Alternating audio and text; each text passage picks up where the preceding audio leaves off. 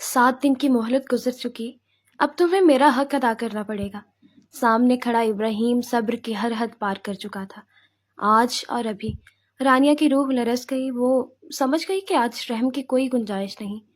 जब उसने इब्राहिम को वहशियाना कदम बढ़ाते देखा तो अपने सर से दुपट्टा उतार कर फेंका। सिर्फ दुपट्टा नहीं, आज सब कुछ। उसकी कमीज को झटके से उतारता वो उस पर मुसल्लत हो गया और वो एकदम से चीख रही थी, जबकि इब्राहिम उस वक्त अपने हवासों में बिल्कुल भी नहीं था। 2 लम्हे ही हुए थे जब अचानक कमरे का दरवाज़ा ज़ोर ज़ोर से बजने लगा। इब्राहिम एकदम चौंक कर पीछे हटा और फिर दरवाजे की जानिब देखने लगा, जो कि मुसलसल बज रहा था। उसने रानिया को देखा, जिसका चेहरा एक लम्हे में ही पूरा आंसुओं से तर हो चुका था। वॉशरूम में जाओ, ये बोलकर वो दरवाजे की जानिब बढ़ा। जैसे ही दरवाज़ा खोला तो सामने अम्मा हैरानी से खड़ी उसे देख रही थी। एकदम इब्राहिम को पीछे की जानिब धक्का देते हुए कमरे के अंदर बढ़ी। ये सब कुछ इतना अचानक और जल्दी हुआ था कि रानिया को वॉशरूम में जाने का भी मौका नहीं मिला। वो सीधा अंदर आई और रानिया को गले से लगाकर बोली, क्या बात है बेटी, क्या इब्राहिम ने तुम्हें मारा है? क्योंकि रानिया की कमीज कंधे से फटी हुई थी। उसका चेहरा लाल भपका हो रहा था और चेहरे पर आंसुओं के निशानात भी बड़े वाज़ेह थे। यह बात सुन के इब्राहिम का माथा एकदम से ठनका। रानिया ने चौंक कर इब्राहिम को देखा तो वो नफी में सर हिलाकर रह गया। पता नहीं वो क्या बताना चाहता था, जबकि अम्मा मुसलसल रानिया का सर सहलाते हुए यही कह रही थी, बेटी तुम्हें फिक्रमंद होने की ज़रूरत नहीं है। इब्राहिम, तुम ये दिन दिखाने के लिए लाए थे इस लड़की को यहाँ पर। इसके माँ बाप ने न जाने कितने हौसले से अपनी बेटी तुम्हें दी है और तुम इस पर मारपीट कर रहे हो, वहशियों की तरह लड़ रहे हो। क्या हाल कर रखा है, क्या गलती की है? आखिर मुझे बताओ, मैं देखती हूँ। अगर इतनी बड़ी गलती है तो मैं भी तुम्हारे साथ मिलकर पीट लूंगी। अगर इतनी बड़ी गलती नहीं है तो देखना, तुम्हें कान पकड़वा के पूरे गांव के चक्कर लगाऊंगी। अम्मा बुरी तरह उसे डांट रही थी, जबकि इब्राहिम को समझ नहीं आ रहा था वो उन्हें क्या जवाब दे, क्योंकि ना तो उसने रानिया को मारा था, ना ही रानिया पर हाथ उठाया था। वो तो सिर्फ अपना हक लेने के लिए उसके करीब आया था। मगर रानिया की बिगड़ती हालत देखकर उसे अपना आप चोर की तरह महसूस होने लगा। अम्मा फिर बोली, अब क्या मुंह में घुनघुनियां डालकर खड़े हो गए हो? क्या किया है तुम्हारी 1 हफ्ता पुरानी दुल्हन ने? अम्मा, यह हमारा मामला है, मुझे लगता है आपको हमारे मामले में नहीं बोलना चाहिए। वो संजीदगी से बोला। अम्मा ने चौंक कर उसे देखा और फिर एक कदम इब्राहिम की जानिब बढ़कर उसके कान खींचते हुए बोली, शर्म कर जाओ तुम। मर्द की शान ये नहीं है कि औरत पर हाथ उठाए। मैंने खुद बाहर आने की चीख सुनी थी, मेरा तो दिल कलेजे को आ गया। भागती हुई यहाँ पर आई तो देखा कमरा बंद करके तुमने न जाने बच्ची पर क्या क्या जुल्म उठा रहे थे। अब की मर्तबा रानिया भी खामोश होकर अम्मा की बातें सुनने लगी थी। उसे तो लगा था कि ससुराल वाले बिल्कुल भी अच्छे नहीं होते, लेकिन अम्मा की बातें सुन के वो काफ़ी हैरान थी और उसे खुशी भी हो रही थी। ये बात जान गई थी कि उसके ससुराल वाले उसकी जानिब से इतने भी गाफिल नहीं थे। पूछ लें आप इससे खुद, मैं क्यों मार रहा था। ये बोलकर वो एकदम दरवाज़ा पटकते हुए बाहर चला गया। उसका दिमाग बुरी तरह से फट रहा था।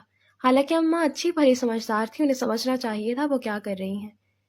मियाँ बीवी के कमरे का दरवाज़ा बंद है तो बिला वजह इनके मामले में मत बोलें, बेशक वो लड़ ही क्यों न रहे हों या एक दूसरे को मार ही क्यों न रहे हों।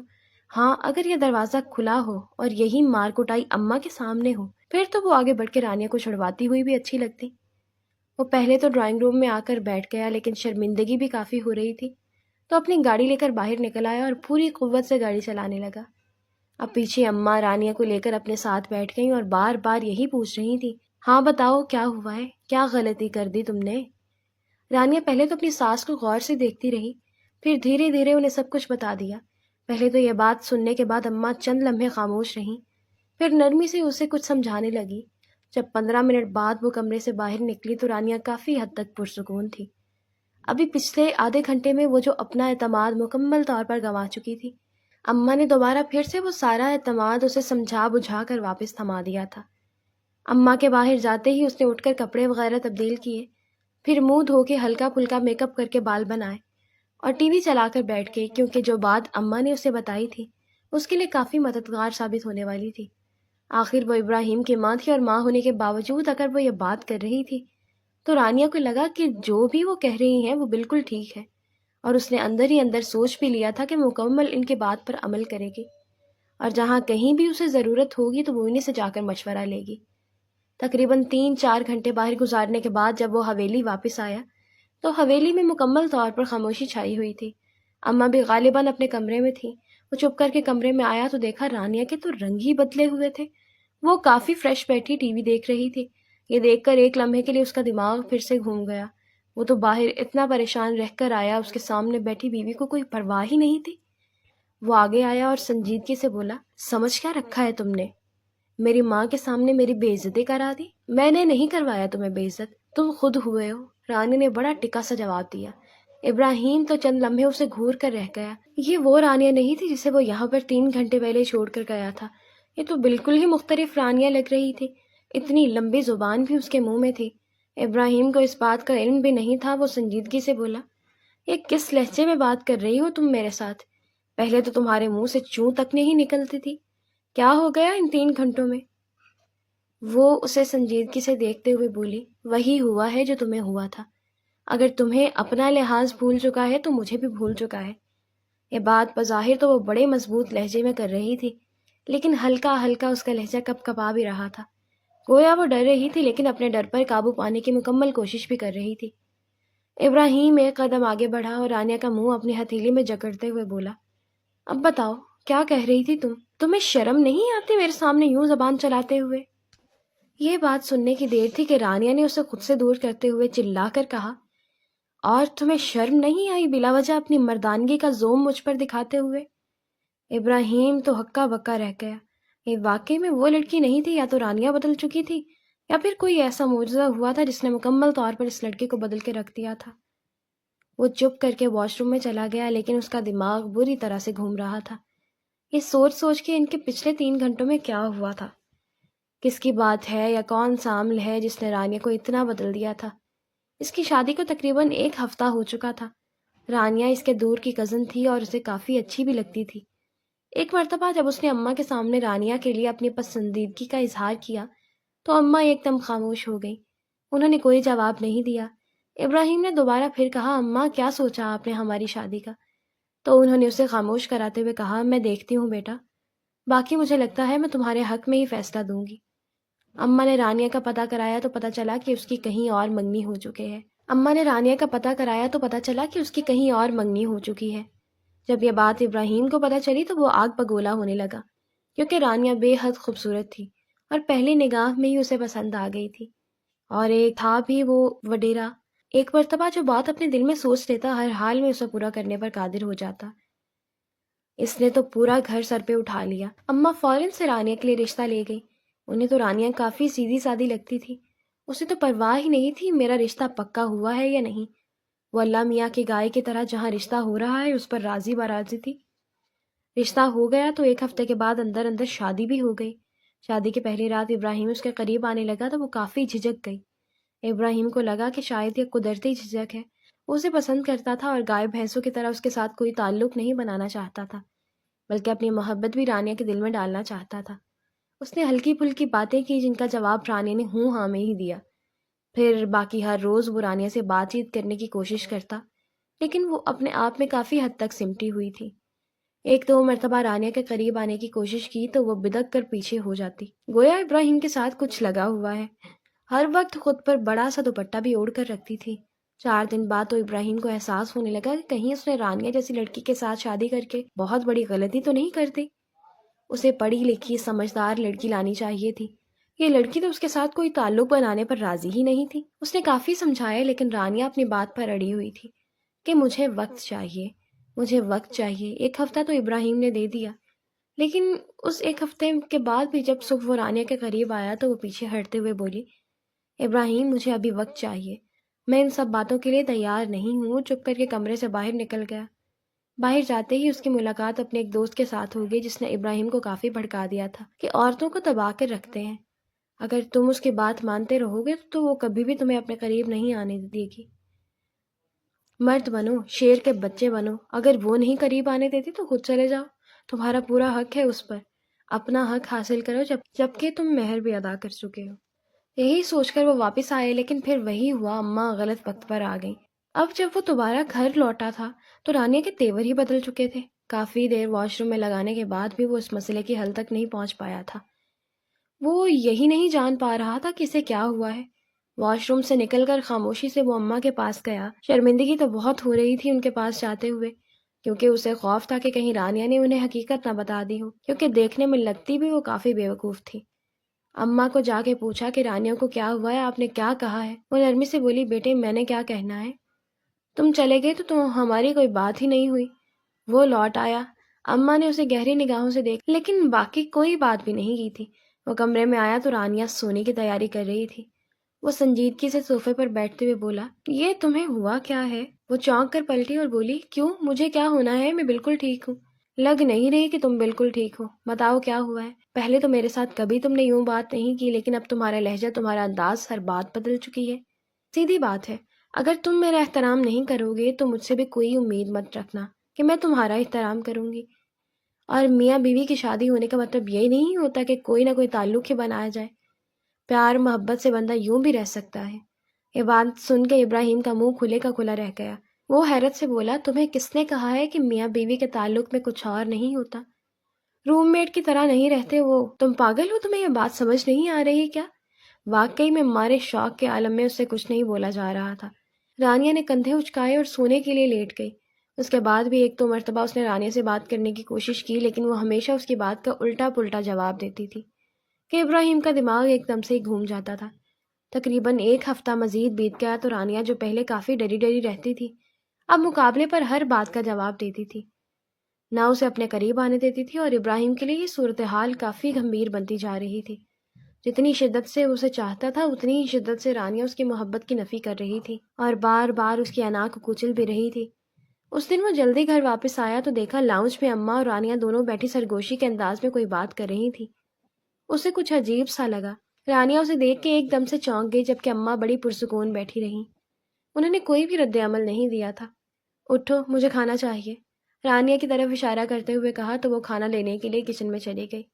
وہ اماں کے پاس بیٹھ گیا اور بولا، کیا باتیں کر رہی تھی آپ دونوں، اور مجھے دیکھ کے رانیہ ڈر کیوں گئی؟ اماں نے نرمی سے کہا، بس ویسے ہی باتیں بتا رہی تھی اپنے گھر کی۔ انہوں نے اتنا کوئی دھیان نہیں دیا اور بات کو ٹال دیا، لیکن ابراہیم کو شک پڑ چکا تھا کہ آج کل رانیہ جو بھی کر رہی ہے اماں کے کہنے پر کر رہی ہے۔ لیکن اماں تو اس کے ساتھ اتنی اچھی تھیں اور اس کی ماں تھی، اسے نہیں لگتا تھا کہ اس کی ماں اس کے لیے یہ سب کچھ بھی کر سکتی ہے۔ وہ کافی پریشان تھا اور اچنبھے میں بھی پڑا ہوا تھا۔ بار بار یہی خیال آ رہا تھا کہ کہیں ان سب باتوں کے پیچھے اماں کا ہاتھ نہ ہو، لیکن پھر اپنے خیال کو رد کر دیتا۔ اس دن وہ اور رانیہ گھر میں اکیلے تھے۔ اماں اپنے رشتہ داروں کی شادی میں گئی ہوئی تھی۔ گھر میں ان دونوں کے علاوہ باقی ملازمین بھی موجود تھے۔ تبھی ابراہیم نے گاڑی کی چابی اٹھائی اور کہا، چلو آؤ گھومنے چلے۔ رانیہ خاموشی سے اس کے ساتھ گھومنے کے لیے نکل پڑی۔ وہ اسے لے کر شہر آ گیا تھا۔ شہر آ کر انہوں نے ایک اچھے ہوٹل میں کھانا کھایا، پھر چائے پی، کیونکہ ابراہیم یہ بات تو سمجھ چکا تھا وہ لڑکی زبردستی اور زبر سے نہیں ماننے والی۔ تو اب وہ ایک مرتبہ پیار کی زبان سے بھی اسے سمجھانے کی کوشش کرنا چاہتا تھا۔ اگر وہ سمجھ جاتی تو ٹھیک تھا، نہیں تو پھر اس کی انا بھی اتنی بیکار نہیں تھی کہ وہ بلا وجہ اس کے ساتھ بندھا رہتا۔ وہ اسے چھوڑنے کا ارادہ کر چکا تھا، لیکن ایک اور موقع دینا چاہتا تھا، اور ابراہیم نے اسے گاڑی میں جا کر بیٹھنے کا بولا اور خود کاؤنٹر پر بل پے کرنے چلا گیا۔ رانیہ پارکنگ میں آ کر انتظار کرنے لگی کیونکہ گاڑی کا دروازہ بند تھا۔ ابراہیم کو وہاں پر اپنا کوئی جاننے والا مل گیا تھا تو وہ اندر کھڑا ہو کر اس کے ساتھ باتیں کرنے لگا تھا۔ جب باہر آیا تو دیکھا رانیہ گاڑی کے ساتھ لگی رو رہی ہے اور اس کے قریب دو لڑکے کھڑے اسے بری طرح سے چھیڑ رہے تھے۔ ابراہیم تو چیل کی طرح بھاگتا ہوا باہر آیا اور آؤ دیکھا نہ تاؤ ان دونوں لڑکوں پر بری طرح سے برس پڑا۔ وہ نہیں دیکھ رہا تھا کہ کہاں ہاتھ لگ رہا ہے اور کہاں پر ٹانگ پڑ رہی ہے۔ وہ انہیں مسلسل مار رہا تھا، اتنا مارا کہ ان لڑکوں کے جسم لہو لوہان ہو گئے۔ باقی پھر ارد گرد والے لوگوں نے آ کر چھڑوایا تو ابراہیم نے پوری قوت سے رانیہ کی کلائی تھامی اور گاڑی میں بٹھا کے وہاں سے گاڑی دوڑا کر لے آیا۔ اس کا چہرہ کافی لال ہو رہا تھا۔ کافی دور جا کے ابراہیم نے گاڑی کو بریک لگا دی اور گہرے گہرے سانس لینے لگا۔ رانیہ کافی سہمی ہوئی اسے دیکھ رہی تھی۔ نرمی سے بولی، آپ ٹھیک تو ہیں نا؟ ایک دم سے اس کا لہجہ بدل گیا۔ ابراہیم نے چونک کر اسے دیکھا اور سنجیدگی سے بولا، بڑی جلدی تم سے آپ پر آ گئی ہو۔ وہ خاموش ہو گئی تو ابراہیم کا دل تو چاہ رہا تھا کہ کھری کھری سنا دے، لیکن پھر بھی خود پر ضبط کرنے کے باوجود صرف اتنا ہی کہہ پایا، شوہر کو موقع نہیں دو گی تو دنیا تیار بیٹھی ہے۔ یہ بول کر اس نے دوبارہ پھر گاڑی چلا دی۔ وہ لوگ گھر پہنچے تو اماں آ چکی تھی۔ انہیں دیکھ کر انتہائی نرمی سے بولی، کہاں چلے گئے تھے تم دونوں؟ میں تو کافی پریشان ہو گئی تھی۔ شادی کا کھانا لائی تھی لیکن آگے تم دونوں تھے ہی نہیں۔ رکشنتا نے بتایا کہ باہر گئے ہو۔ وہ بول تو بظاہر بڑے نرم لہجے میں رہی تھی، لیکن ان کے لہجے سے پریشانی کی بو بڑی آسانی کے ساتھ سونگھی جا سکتی تھی۔ ابراہیم نے کوئی بھی رد عمل نہیں دیا اور کہا ہاں کچھ کام تھا۔ یہ بول کر وہ اپنے کمرے میں چلا گیا، لیکن جاتے جاتے رانیہ کو بھی اپنے پیچھے آنے کا کہا کہ بات سنو آ کر۔ وہ نہیں چاہتا تھا کہ وہ اماں کو آج والے واقعے کے متعلق بتائے، کیونکہ وہ انہیں پریشان نہیں کرنا چاہتا تھا، اور اسے اس بات پر بھی یقین تھا کہ رانیہ بغیر کسی لحاظ کے ہر بات بتا دے گی۔ یہ بول کر وہ تو کمرے میں چلا گیا، لیکن رانیہ 2 منٹ بعد آئی۔ ابراہیم نے چونک کر اسے دیکھا اور کہا میں نے تمہیں کہا تھا نا، فوراً آؤ۔ کہاں رک گئی تھی؟ وہ نرمی سے بولی میں آپ کے لیے پانی لا رہی تھی، ساتھ ہی پانی والی بوتل کی طرف اشارہ کیا۔ وہ پانی پی کر بولا اماں کو یہ مت بتانا جو کچھ بھی ہوا ہے، وہ پریشان ہو جائیں گی، سمجھ رہی ہو نا؟ رانیہ نے ہاں میں سر ہلایا، پھر اپنے کپڑے وغیرہ تبدیل کرنے کے بعد باہر آئی، کیونکہ وہ اماں سے باتیں کرنا چاہتی تھی۔ ہاں آج والی بات نہیں بتانا چاہتی تھی کیونکہ ابراہیم نے اسے روک دیا تھا، لیکن پھر بھی وہ ان سے شادی کے متعلق پوچھنا چاہتی تھی کہ آپ نے وہاں پر کیا کیا، کون کون آیا، کیونکہ وہ پورا پورا دن دونوں ساس بہو سہیلیوں کی طرح بیٹھی باتیں کرتی رہتی تھی۔ وہ ان کے کمرے میں جانے لگی کیونکہ باہر لاؤنج میں تو وہ نہیں بیٹھی تھی، لیکن جیسے ہی کمرے کے باہر گئی تو اسے دروازے پر اماں کی آواز سنائی دی تھی، جو فون پر کسی کے ساتھ لگی ہوئی تھی۔ میں نے تو بتھیری کوشش کی ہے ان دونوں کو الگ کرنے کی، لیکن پتہ نہیں کیوں ابراہیم جان ہی نہیں چھوڑ رہا۔ سیدھی سی لڑکی ہے، میں نے جو سمجھایا سمجھ گئی، مگر آج ایک دن میں یہاں سے گئی ہوں تو دونوں کی پھر محبتیں پروان چڑھنے لگی ہیں۔ یہ بول کر وہ خاموش ہو گئی، جبکہ آگے سے نہ جانے کیا پوچھا گیا تو اماں طنزیہ انداز میں مسکراتے ہوئے بولی ابراہیم کے باپ نے وعدہ لیا تھا مجھ سے کہ کبھی بھی اس سے نہیں بتاؤں گی کہ میں اس کی سگی ماں نہیں ہوں۔ یہاں تک تو ٹھیک تھا، لیکن جانتی ہو میرا جب بچہ ہونے لگا تو اس انسان نے میرے بچے کو ختم کروا دیا، کیونکہ اس سے ابراہیم اور اپنی پہلی بیوی سے بہت محبت تھی۔ وہ نہیں چاہتا تھا کہ میرا بچہ اس دنیا میں آئے اور پھر میری توجہ ابراہیم سے ختم ہو جائے۔